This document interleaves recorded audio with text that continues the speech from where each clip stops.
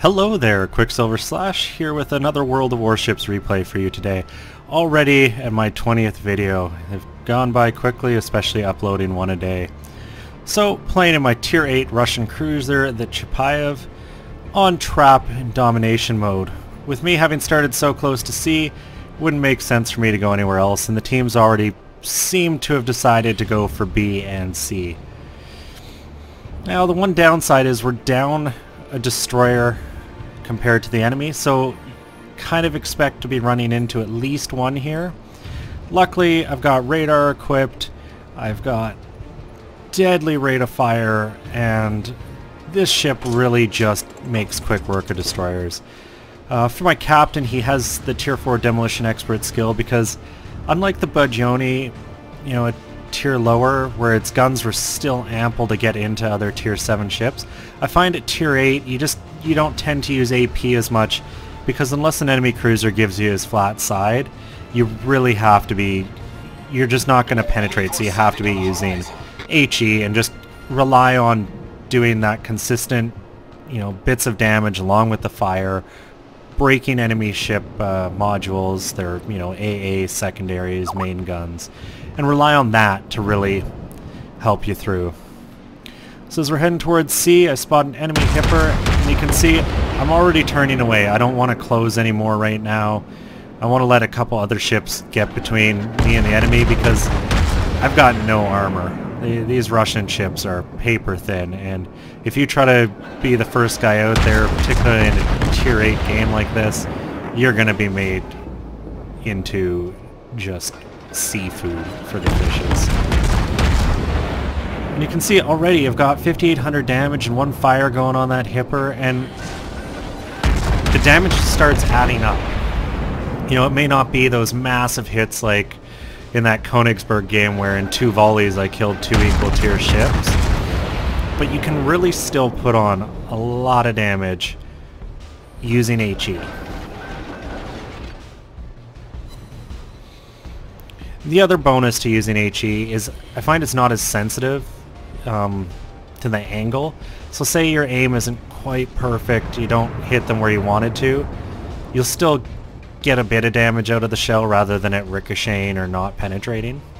But you can see between the group of us up here, we've almost killed that enemy hipper, but we've already lost one of our cruisers. And what happened to that friendly cruiser is precisely why I didn't go rushing in right away.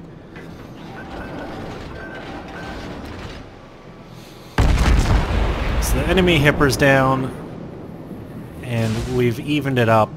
I'm going to start trying to put fires into this Tirpitz, chipping away.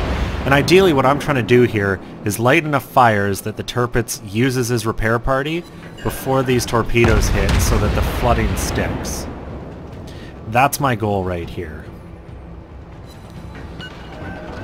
I got one fire going. I'm starting to dodge. Somehow I dodge every one of those shells, and the hipper's not a problem anymore. One torpedo clipped him and he detonated. So that, thankfully, that's one big ship. So next is this Tier 7 Premium American Indianapolis. But my attention's going to get pulled off of him by those torps and this Hatsuharu. And unfortunately I had been loading AP to start shooting that Indianapolis, so I don't get quite as much damage as I wanted, but I quickly have HE, you know, basically a 7-second reload on these guns.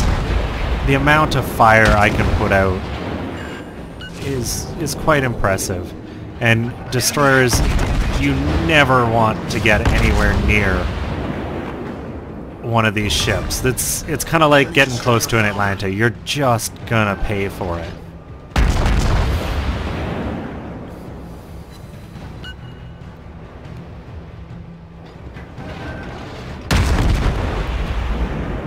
So you can I'm still using HE on this Indianapolis. I probably could have switched to AP here.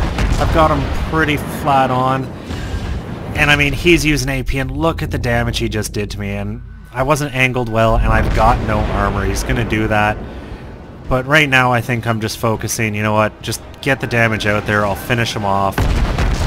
like, screw ammo type. And there he goes. But not without putting a massive shot into me. I get lit on fire by the secondaries, I quickly put it out, and I put torps into the water. And while the Russian cruisers' torps are not nearly as flexible as, say, the Japanese or even German cruiser with their 6 and 10k torps, these ones are fast and they do damage.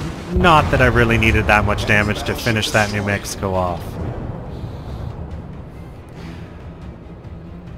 So we're just past 6 minutes in. I already have just shy of 52,000 damage, 3 kills, and as a team we've basically pushed them out of this cap. But you look at the scores, we're not that far ahead despite a pretty overwhelming early lead in kills. And that's because they capped 2 points and we only just got our first one.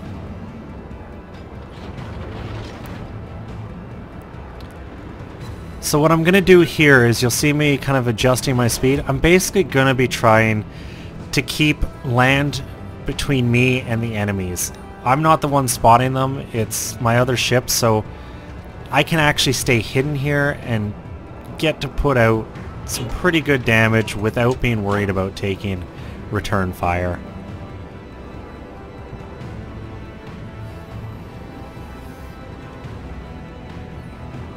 And really, taking any kind of return fire is not an option for me, with only 6,000 health remaining. And unfortunately, you know, it's not till tier 9 that cruisers start to get that heal ability.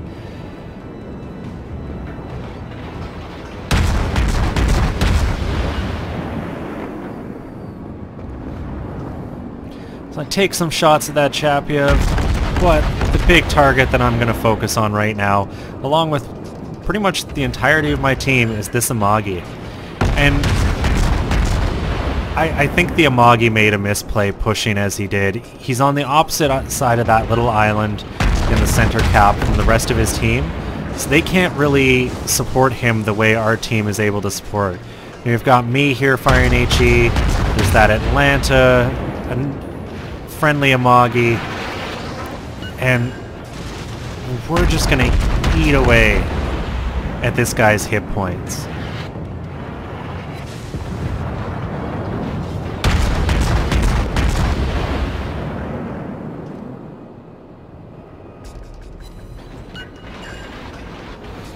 And look, even when I'm not shooting at him, you can just see that damage ticking up from all those fires I've lit. And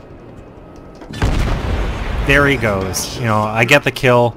I probably didn't put the most damage in. I probably got about 7,000 or 8,000 of his hit points, which isn't great, but I got the kill, and I kept my guns firing, and that's what you have to do. So, you know, I take shots at this North Carolina. The second he's no longer an option, I find the next closest target and start putting shots at him. If I can force ships to use their damage control, that means, you know, the next fire that hits them, or if a torpedo hits them and they start flooding, they're gonna take some really big damage. But I had spotted this enemy Mitsuki up here. You can see the remnants of his smoke screen that he laid, and I don't want to let him get in behind us and try to take C or go for our aircraft carrier, so I'm now pursuing him. And there he is, our friendly bombers are spotting him. I'm not really in an engagement range with him yet, so I'm going to put more fire at this Amagi and keep switching back to look at what the Mitsuki's doing, try to avoid potential torpedoes coming my way. And luckily I'm going to have a pretty good early warning because of those friendly bombers.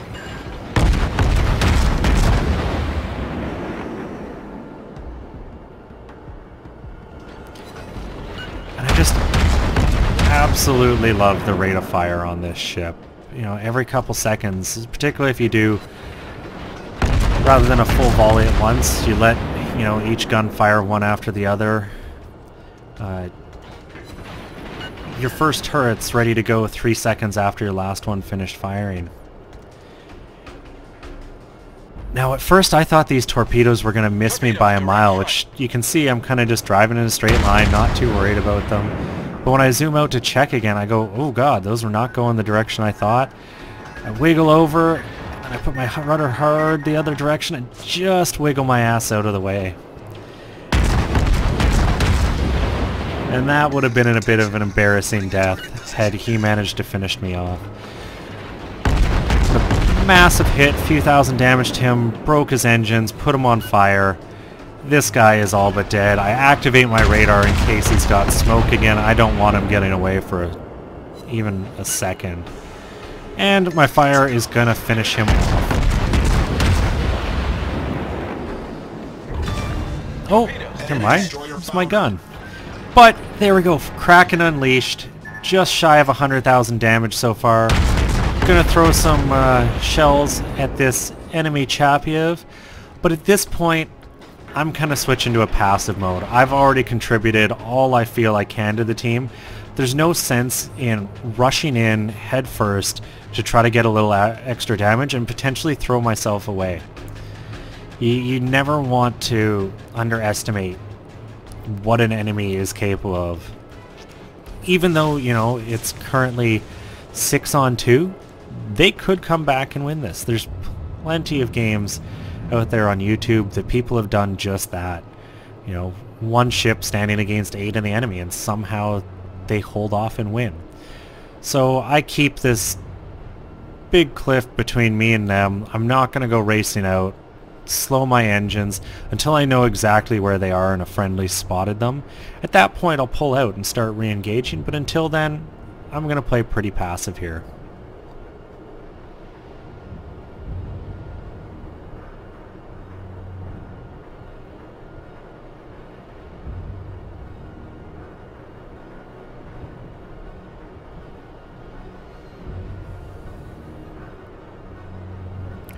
And still, you know, we may have a points lead, but this game isn't over. Even though it's just that one cruiser left. And I want to be able to be around if I need to be to try to fight him. So you can see I slow up because I have no clue where he is. He could have looped back and put torps in the water. I'm just playing a little cautious, and I'm going to take my time. But the second he gets spotted there, I'm pretty confident what his plan is. He's driving straight at our Amagi there. So I put the engines back into forward and I get moving to pull out and support him. And ultimately, to me, that's what the Chapiev is.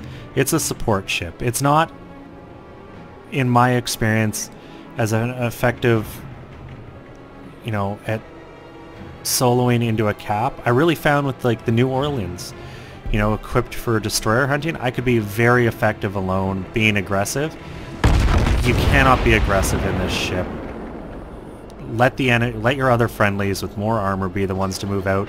Use that gun range to really just hurt and pester the enemies. And there you have it. Great game.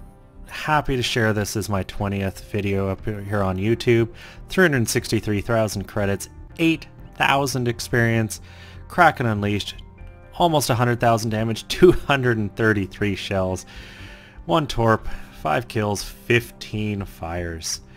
You look at the team scores, me and this Atago carried this game for our team, both of us getting, well, combining for half of the kills, way more than half. And huge amounts of experience for each of us. And you can see my damage was pretty evenly spread across a variety of the enemy ships.